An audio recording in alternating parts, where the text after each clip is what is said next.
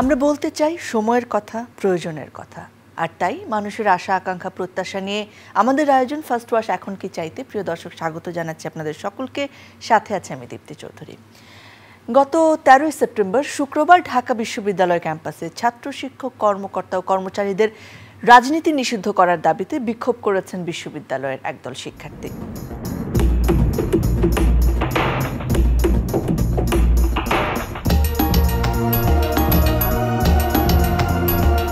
ছাত্রছাত্রীরা বলেছেন, ক্যাম্পাসে রাজনীতি নিষিদ্ধ করা না হলে আগামী 22 তারিখ থেকে ক্লাসে যোগ দেবেন না তারা।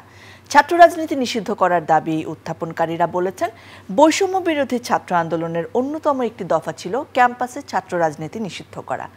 আন্দোলনকারীরা ছাত্র শিক্ষক কর্মকর্তা ও কর্মচারীদের দলীয় রাজনীতি নিষিদ্ধ করার দাবি জানিয়েছেন। একই সঙ্গে কালক্ষেপণ না করে ছাত্র সংসদ চালু করার দাবি জানিয়েছেন তারা। আমাদের আজকের বিষয় দলীয় রাজনীতি মুক্ত ক্যাম্পাস।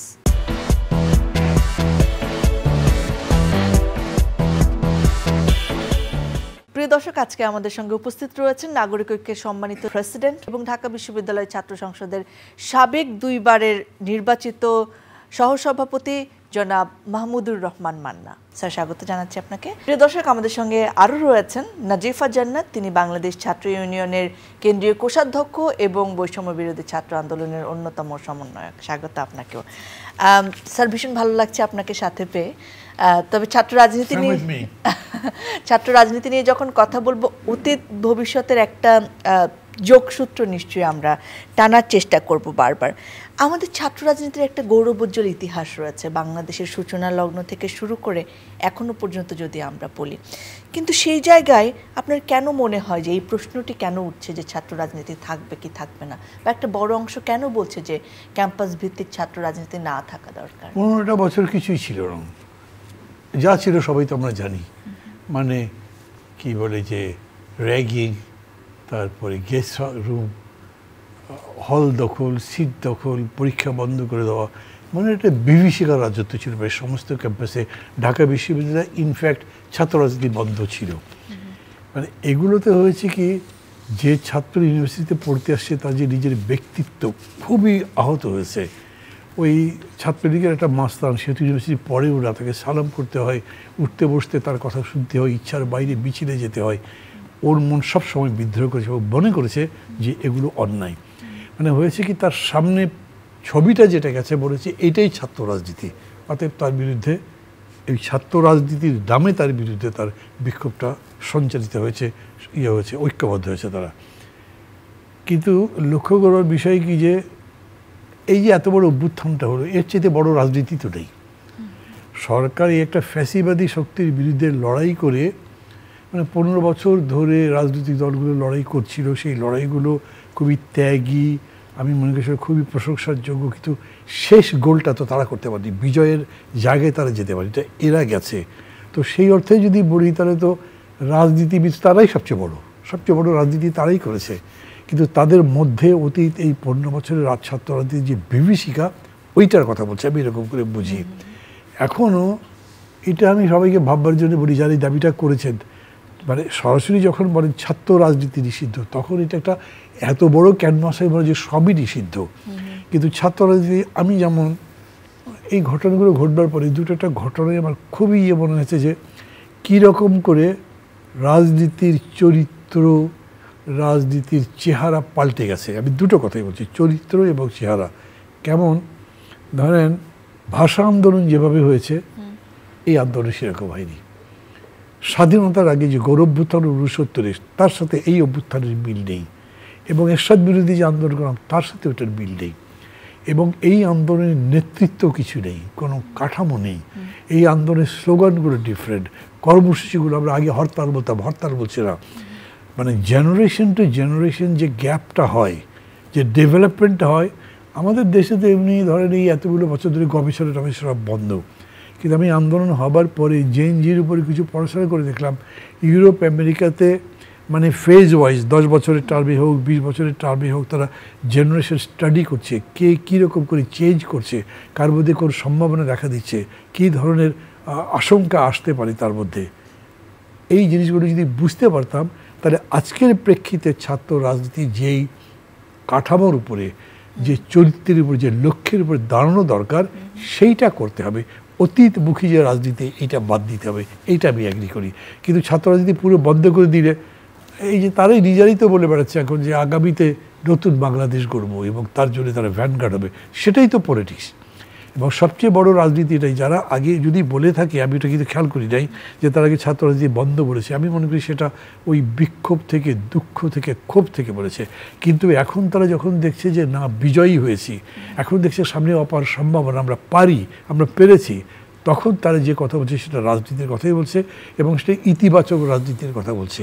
আমি মনে করি না কিছু একটা গ্রুপ কারা কারা এটা করছে, আমি তার ডিটেলস জানি না, কিন্তু ব্যাপকভাবে ছাত্র দেশের বদল দেখতে চায় এবং দেশের বদল মানে সবচেয়ে বড় রাজনীতি সেটা করতে চাই। সেই বদলটা নিয়ে স্যার আজকে পুরো আয়োজনে আমরা কথা বলবো। নাজিফা জান্নাত, আপনার কাছে আসতে চাচ্ছি।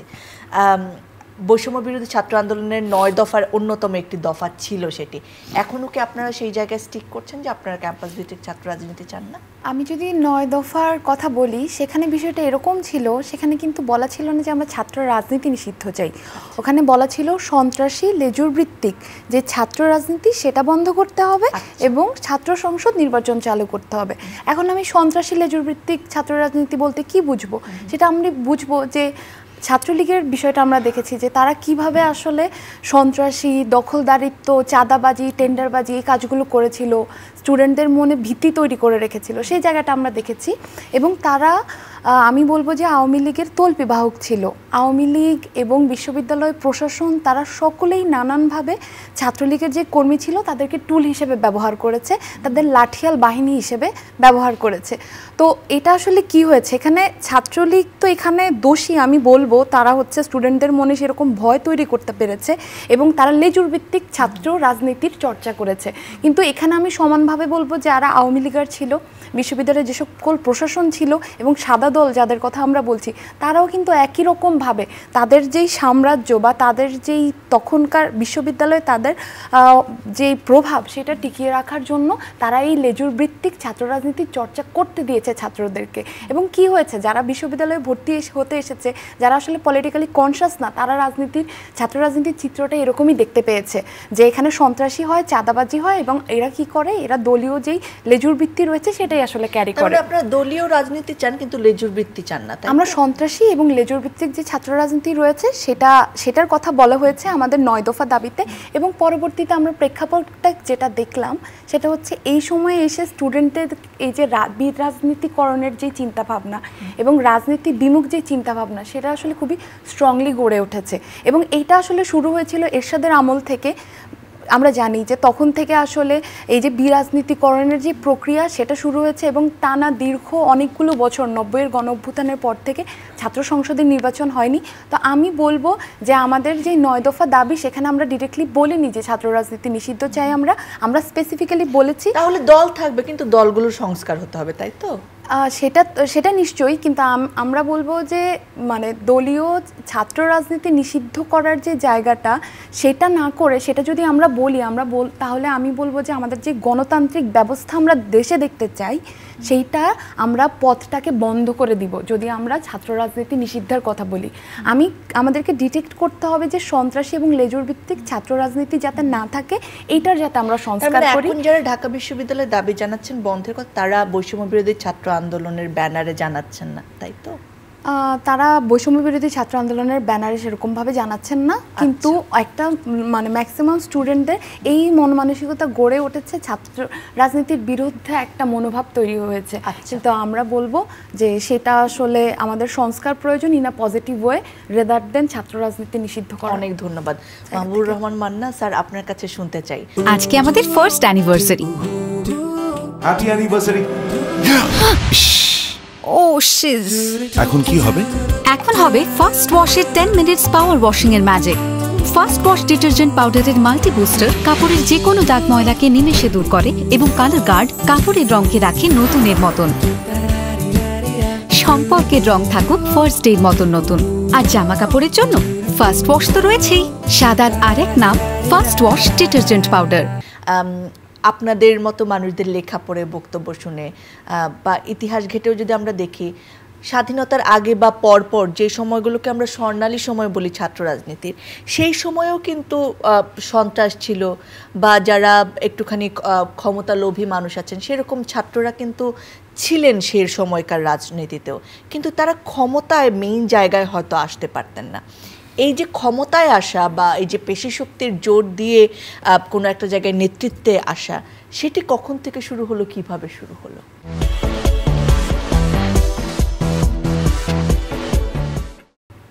ছাত্ররা তো এর আগে ক্ষমতায় আসেনি কখনোই। ধরেন যে ছাত্রলীগ, ছাত্রদল বা ছাত্র ইউনিয়ন যে কোনো একটা জায়গায় সভাপতি বা সহসভাপতি কারা হবেন সেটা একসময় হয়তো মেধার ভিত্তিতে বা দক্ষতার ভিত্তিতে, জনপ্রিয়তার ভিত্তিতে নির্ধারণ হতো, কিন্তু একসময় আমরা দেখেছি পেশি শক্তির ভিত্তিতে সন্ত্রাস যারা বেশি করতে পারবে, যে বেশি যারা জোর দিতে পারবে তারাই তাদের নেতৃত্বে এসেছেন। সেই জায়গাটা বলা হচ্ছে মানে একদম কারেকশনের জায়গায় যাবে না। মূল দুটো দলের কথা যদি বলি, একটা পর্যায়ে হয়েছে কি বাকিরা সব মার্জিনালাইজড হয়ে গেছে। ক্ষমতায় আছে বিএনপি এবং আওয়ামী লীগ, তাদের যে ছাত্র সংগঠন তারাই ডমিনেট করেছে। ওইটাই হলো ক্ষমতার ছায়া, ক্ষমতার ছোঁয়া, ক্ষমতার প্রশ্রয় যা দিয়ে বড় হয়েছে। হয় কি সরকার সরাসরি যখন এরকম করে প্রশ্রয় দেয় অনেকভাবেই বেনিফিট পায়, শিক্ষকরা পায়, ছাত্ররা পায়, তারা ওইদিকে যায় এবং তারপর যদি দমননীতি চলতে থাকে তারা প্রতিবাদ করে সবাই এরকম করে করতে পারে না। সেইভাবে নিয়ন্ত্রণ করবার জন্য নেতৃত্ব কি করেছে, বেশিরভাগ সময় হয়েছে যে কোনো একটা বিষয়ে খুব গুরুত্বপূর্ণ সিদ্ধান্ত নিতে হলে বলে এটা নেত্রী নেবেন বা ম্যাডাম নেবেন। ইউনিভার্সিটি কোনো নির্বাচন নাই, ছাত্র সংসদগুলোর কোনো নির্বাচন নাই, কোনো ছাত্র তার যোগ্যতা থাকলেও সে নেতা হতে পারবে না যদি নেত্রী তাকে আশীর্বাদ দান করেন। তার মানে যোগ্যতার বিষয়ে ওখানেই মার খেয়ে গেল। এরকম করে ক্ষমতার কাছে তারা গেছে। হয়তো তারা মন্ত্রী হয়নি, এমপি হয়নি, কিন্তু মূল নেতার আশ্রয় পেলে টাকা বানানোর কোনো বিষয় না, সমাজে প্রভাব প্রতিপত্তি বিস্তার করার কোনো সমস্যাই না। এবং এমনিতেই যে দল ক্ষমতায় আছে তার ছাত্র সংগঠনের প্রেসিডেন্ট সেক্রেটারি মানে হিজ মানে কী বলে ডিমন্ড লাইক পাওয়ারফুল, যা ইচ্ছা তাই করতে পারে। ক্যাম্পাসে, বাইরে, ইউনিভার্সিটিতে যারা থাকে তার ইচ্ছা করলে তার চতুর্দিকে নিউ মার্কেট যতগুলো মার্কেট আছে সব জায়গায় তাদের প্রভাব খাটিয়ে চাঁদাবাজি করতে পারে, সন্ত্রাস করতে পারে, এবং পুলিশ তো কিছু করছে না যেহেতু ক্ষমতায় আছে। আমি বলছি ওই অর্থে ক্ষমতায়ন করা হয়েছে ক্ষমতায় যারা আছে তারা, এবং সেটা তাদেরকে নষ্ট করেছে। কিন্তু এইবার যেমন এটা একটু বিতর্ক হয়তো আছে, এই যে অন্তর্বর্তী সরকার হলো তার মধ্যে একেবারে শিক্ষার্থীকে নেওয়া হয়েছে উপদেষ্টা হিসেবে। কেউ কেউ এরকম বলেছেন যে এটা কি ভালো হলো, কেউ এটার বিরোধিতাও করেছেন। আমি মনে করি এটাও একটা বিরাট ট্রায়ালের বিষয়। আমি একটু জাস্ট প্রসঙ্গক্রমে বলি, আমাদের স্বাধীনতা যুদ্ধ চলবার সময় আসামে একটা ছাত্র আন্দোলন হয়েছিল। সেই ছাত্র আন্দোলন প্রধানত ওখানে বাঙালি আর আসামি অহমীদের লড়াইটা ছিল, শেষ পর্যন্ত ওরা জিতেছে। তবে নির্বাচন যখন হবে তখন দেখা গেল যে অপোজিশন পার্টিরাই ইলেকশন করতে পারে। তো ছাত্রদের নেতা ছিলেন প্রফুল্ল মহন্ত, তাকে ওরা বললো যে তুমি একটা পার্টি করো, তুমি ইলেকশন করো। পার্টি করলেন, ইলেকশন করলেন, জিতলেন এবং আসামের মুখ্যমন্ত্রী হয়েছিলেন তিনি। এখনও পলিটিক্সে আছেন। তো উনি তো পেরেছেন। সম্রাট আকবর 14 বছর বয়সে ভারতীয় সিংহাসনে বসছে।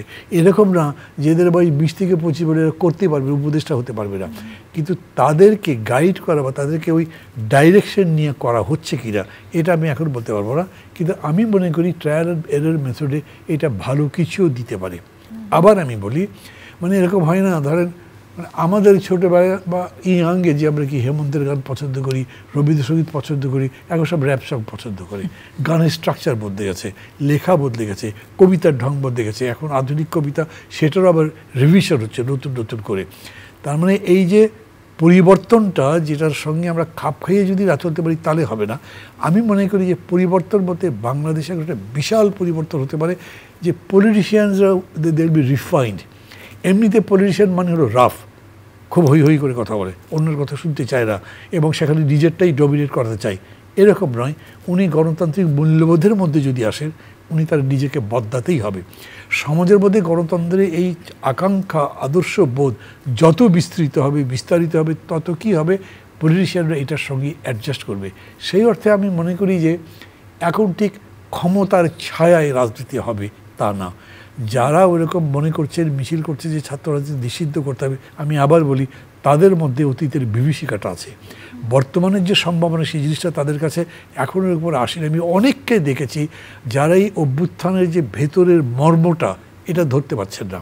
কী অর্থে বলছি আমি, আবার বলি কোনো স্ট্রাকচার নাই, কমিটি নাই, লিডারশিপ নাই, কতগুলো যে সমন্বয়কারী তাও জানে না, কিন্তু অভ্যুত্থানটা হয়ে গেছে। সত্যিকারের হ্যাঁ, সত্যিকারের এত বড় গণ অভ্যুত্থান এই উপমহাদেশে হয়নি। এই এত বড় একটা ঘটনা যে ঘটলো, তার ভেতরের যে সার্বভৌমতার যে সৌন্দর্য, সৌকর্য, এগুলো অনেকেই ধরতে পারছেন না। তারা খালি মনে করছে ছাত্ররা একটা দেখিয়ে দিল, জিয়া জান দিয়ে দিল, দেখো শেখ হাসিনা পারেনি। দিজ আর রাইট, কিন্তু ভেতরের শক্তিটা কিন্তু আর এক রকম।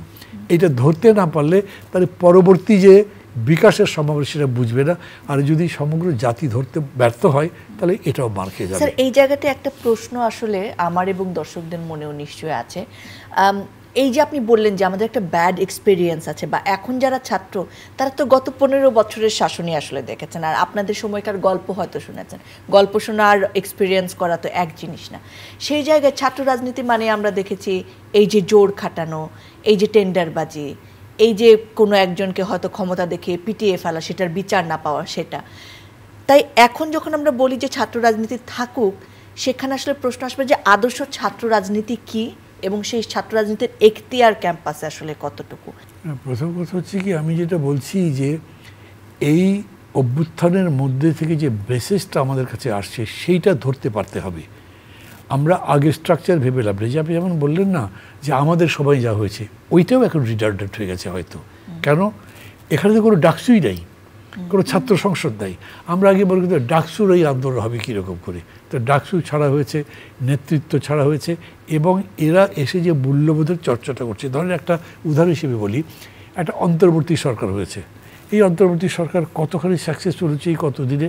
অনেকে বলবেন এই কাজটা পেরেছে, কই পুলিশ ঠিক করতে পারে নাই, বিউরোক্রেসি ঠিক করতে পারে নাই, জিনিসের দাম কমে নেই। কিন্তু কেউ এই কথা বলতে পারবে না যে এরাও কিন্তু ধান্দাবাজি করছে, এরাও টাকা পয়সা ঘুষ দিচ্ছে, বা এরা এমন কিছু করছে যেটা গণতন্ত্রের পরিপন্থী।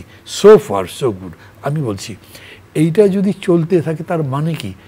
মানুষ, ওই যে একটা গবেষণা হয়েছে, মানে রিসার্চ, সেখানে বলছে 81% লোক মনে করে যে এই গভর্নমেন্ট থেকে সব সরষে করে তারপর যাক। মেজর পলিটিক্যাল পার্টিগুলো বলছে তাড়াতাড়ি দাও, 3 মাসে দাও, 6 মাসে দাও। মানুষ কেয়ারই করছে না। কত বড় মননের পরিবর্তন হয়ে গেছে। আমি ওই বড় দলগুলোকে বলি যে ভাই এটা বোঝেন,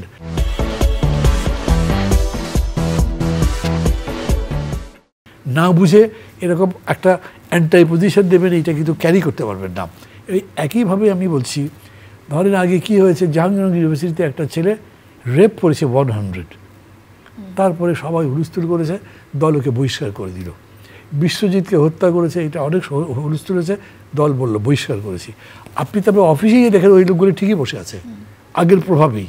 তার মানে জনগণের সাথে প্রতারণা করা, ব্লাফ দেওয়া সব হয়েছে। এখন কিন্তু করতে পারবেন না, এই চেতনাটা থাকে যদি। এবং এই যে ছাত্ররা বলছে সংসদ নির্বাচন চাই, তো যদি তারা ছাত্র সংসদে নির্বাচন করে, তো প্যানেল হবে তো আলাদা আলাদা, এবং তাদের নিজস্ব কোনো ন্যারেটিভ থাকবে। সেই ন্যারেটিভ কী হবে দেখতে হবে। আমি মনে করি খুবই চমক আছে ওইখানে, খুবই মানে আকর্ষণীয় কিছু দেখা যাবে যে তারা ছাত্রদেরকে কীরকম করে ভাবে, দেশকে কীরকম করে ভাবে, যে হয়তো আমি এখনও ভাবতে পারছি না, তাদের মধ্যে হয়তো নাজিফার কাছেই শুনি আমরা কেমন করে ভাবছেন। বৈষম্য বিরোধী ছাত্র আন্দোলন রাজনৈতিক দল করবেন কিনা সেটি আসলে এখন অনেকের মনের প্রশ্ন, এবং নানা সময় আমরা অনেকের মুখে অনেক কথা শুনেছি। আমাদের সম্মানিত উপদেষ্টা আসিফ তিনি বলেছেন যে রাজনীতি দল হতে পারে। সেই জায়গাটা থেকে আমরা দেখেছি বিভিন্ন বিশ্ববিদ্যালয় কেন্দ্রিক সমন্বয়কদের কমিটি আসলে করা হচ্ছে, বিভিন্ন ডিপার্টমেন্ট থেকে হয়তো প্রতিনিধি এনে কমিটি করা হচ্ছে। সেই জায়গাটায় তাদের কাজ আসলে এখন ক্যাম্পাসে কি হবে, বা আপনারা যদি রাজনৈতিক দল করবেন কিনা, যদি করেন সেটা কেমন করে করবেন বলে ভাবছেন? না, রাজনৈতিক দলের ব্যাপারে বলবো যে, বা সমন্বয়কের কথা যেটি বলছেন, এটি হচ্ছে 5 তারিখের আগে আমাদের যতগুলো সমন্বয়কের তালিকা ছিল অতগুলোই, মানে 5 তারিখের পরে আমাদের নতুন করে আর কোনো সমন্বয়কের তালিকা তৈরি হয়নি। এবং ছাত্র রাজনীতি বা বৈষম্য বিরোধী ছাত্র আন্দোলন আসলে কিভাবে রাজনৈতিক দল গঠনের প্রক্রিয়ায় যাবে সেটা আসলে সময়ের উপরে আমরা ছেড়ে দিতে চাই। কারণ এখন তো আসলে নানান রকম ডিসকোর্স চলছে আমাদের পলিটিক্যাল এরিনাতে, তো এটির সাথে আসলে অ্যাকুমুলেট করে সেটা আসলে আমরা সময়ের সাথে কিভাবে এগোবো এটা আসলে এখনই বলা যাচ্ছে না। সেটাও আসলে এখনই বলতে পারছি না, এবং এটা সময় সাপেক্ষ বিষয়, এবং এটার উত্তরটা সময় দেবে আর কি। এবং এর বাইরে আপনি যেটা বলছিলেন ছাত্র সংসদ নির্বাচনের কথা, বা সেই জায়গার যে আলোচনা হচ্ছিল, এবং মান্না ভাই যে ন্যারেটিভের কথা বলছিল যে তাদের যদি আলাদা প্যানেল হয় তারা কি চিন্তা ভাবনা করবে, কি অফার করবে। তো আমি বলবো যে ছাত্র সংসদ নির্বাচন যদি হয়, এবং আমি এখানে একটা বিষয় গুরুত্ব সহকারে বলতে চাই যে আমরা এখানে বলছি যে ছাত্র রাজনীতি নিষিদ্ধ করে দিতে চাই, তাহলে আমাদের যেই ক্যাম্পাসের যে গণতান্ত্রিক অবস্থা বা ক্যাম্পাসের যে পরিবেশ সেটা হচ্ছে সুষ্ঠু থাকবে। তা আমি বলবো আমি যদি চোখ বন্ধ করে রাখি তাহলে প্রলয় তো বন্ধ হয়ে যাবে না। এবং আমি যদি ছাত্র রাজনীতি নিষিদ্ধ করে বলি যে জাতীয় রাজনীতির যে সকল সমস্যা এবং ক্যাম্পাসের যে সকল সমস্যা সেগুলোর সমাধান হয়ে যাবে, বিষয়টা কিন্তু এরকম নয়। কারণ আমার জাতীয় রাজনীতিতে তো ভূমিকা রাখবেন রাজনীতিবিদেরাই, এবং তারা কোত্থেকে আসবেন? তারা তো ছাত্র অবস্থা পেরিয়েই জাতীয় রাজনীতিতে যাবেন। এখন যারা জাতীয় রাজনীতিতে রয়েছেন তারা তো এক সময় ছাত্রই ছিলেন। তাহলে তাকে যদি জাতীয় রাজনীতিতে যেতে হয় তাকে তো সেই ছাত্র অবস্থার মধ্যে দিয়েই জাতীয় রাজনীতিতে যেতে হবে। তো আমি যদি বলি জাতীয় রাজনীতির পরিবেশ আমি সুস্থ চাই, গণতান্ত্রিক চাই, এবং জাতীয় যে রাজনৈতিক দলগুলো রয়েছে তাদের পারফরমেন্স আসলে আমরা বেটার চাই এই সময় এসে, তাহলে সামনের যেই পরিস্থিতি আমি চিন্তা করছি সেখানে তারা যারা যাবেন জাতীয় রাজনীতিতে তাদেরকে তো সেই ছাত্র রাজনীতির অভিজ্ঞতা নিয়েই জাতীয় রাজনীতির যেতে হবে, তাই না? তো আমি যদি জাতীয় রাজনীতির জায়গাটা বন্ধ রাখি এবং আমি যদি এখানে বলি যে এটা আমি বন্ধ করে রাখবো এবং আমি জাতীয় যে রাজনীতির পরিবেশ সেটা আসলে খুবই ভালো চাই, বেটার চাই এবং ডেমোক্রেটিক একটা সিচুয়েশন চাই, তাহলে তো আমি দ্বিচারিতা করছি। একদিকে আমি বলছি যে এখানে আমার রাজনীতি বন্ধ থাকবে, ছাত্র রাজনীতি, আরেকদিকে দেশের মানুষজন এক্সপেক্ট করবে যে আমার জাতীয় রাজনীতি অনেক স্বচ্ছ হবে, এটা এখানের মধ্যে মানুষজনের যে এক্সপেকটেশন সেটা তারা ফুলফিল করবে। এভাবে তো হবে না বিষয়টা। এবং একজন নাগরিক হিসেবে দেশের একজন ছাত্রনেতা একজন ছাত্র 18 বছর পার হয়ে গেলে পরেই সে ভোট দেওয়ার অধিকার রয়েছে তার। সেখানে আমরা বলছি যে ছাত্র রাজনীতি আমরা নিষিদ্ধ চাই। তো সেই জায়গাটা এখানের মধ্যে একটা ডাবল স্ট্যান্ডার্ডের বিষয় রয়ে যাচ্ছে। তো আমি বলবো যে আমি ছাত্র রাজনীতি বন্ধ করে দিয়ে জাতীয় রাজনীতিতে এবং সামগ্রিকভাবে একটা বেটার বাংলাদেশ আমরা এক্সপেক্ট করতে পারি না। তো সেই জায়গায় আমরা ছাত্র রাজনীতির প্রবলেমগুলো কোথায় সেটা যদি সর্ট আউট আমরা করতে পারি, সেটার যদি সলভ আমরা করতে পারি, তাহলে ছাত্র রাজনীতিটা সমস্যা না, ছাত্র রাজনীতির নামে যে অপরাজনীতি হয় সেটা সমস্যা। সময় বদলে যায় কিন্তু সৌন্দর্যের সংজ্ঞা বদলায় না, রূপ বদলে যায় কিন্তু আভিজাত্যের মানে একই থেকে যায়। ঐতিহ্য যখন আপন করে নেয় আধুনিকতাকে, তখন সৌন্দর্য ঠিকই খুঁজে নেয় স্যান্ডেলিনাকে। স্মরণের ছোঁয়ায় তোমার উপমায় বদলে দিলে যে আমার। স্যান্ডেলিনা সো, রূপচর্চায় আভিজাত্য।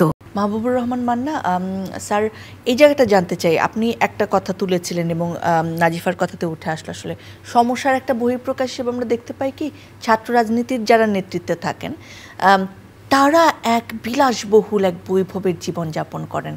যে সময়টাকে 60-এর দশক বলেন বা আপনাদের সময় বলেন, যে গল্প শুনেছি আমরা দেখেছি খুব সাদামাটা আটপৌরে জীবন, ছাত্রর জীবনে তারা জীবনযাপন করতেন তারা। সেই জায়গাটা থেকে কখন বা কি কি কারণে আপনার মনে হয় যে এই জায়গাটিতে আমরা এসে দাঁড়ালাম? প্রথম কথা, যখনই আপনি অবৈধভাবে ক্ষমতা নেবেন সেইটাকে জাস্টিফাই করার জন্য আপনি সব রকম কাজ করবেন। তার জন্য একটা ন্যারেটিভ তৈরি করবেন, তার জন্য একটা শক্তি তৈরি করবেন।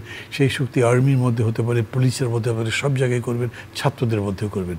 তো ছাত্রদের মধ্যে শক্তিটা পাবেন কেমনি? আপনার অন্যায় অবৈধ ক্ষমতা দখলকে যারা ভালো বলবে তাদেরই তো আপনি এইটা তৈরি করবেন। ধরেন যদি এরকম হয়, এটা মানে মিলিটারি যখন নেয় তখন তারা তো পার্টি বাড়াতেই পারে না, ছাত্রদের মধ্যে প্রতিবাদ হয়, যেরকম এরশাদ সাহেব পারেননি। কিন্তু যদি কেউ পার্টিটা করে ফেলতে পারে, যেমন জিয়া রহমান করতে পেরেছিলেন, বড় ছাত্রদল রয়েছে, আওয়ামী লীগের অনেক বড় ছাত্র সংগঠন আছে, তারাই কিন্তু অনেকটা ডিকটেশনের মতো করে এটা মানলে মানবে, না মানলে তোমাকে বাদ দেব। মানে যখন আপনার দলের মধ্যে কোনো গণতান্ত্রিক চর্চা নেই, দলের নেত্রী ইচ্ছা করলেই আপনি ছাত্র সংগঠনের ধরেন প্রেসিডেন্ট, বাদ দিয়ে দিলাম। আপনি পার্টির জেনারেল সেক্রেটারি, একটা মানে পাতলা কাগজের মধ্যে লিখে দিলাম, তাকে বরখাস্ত করলাম, শেষ।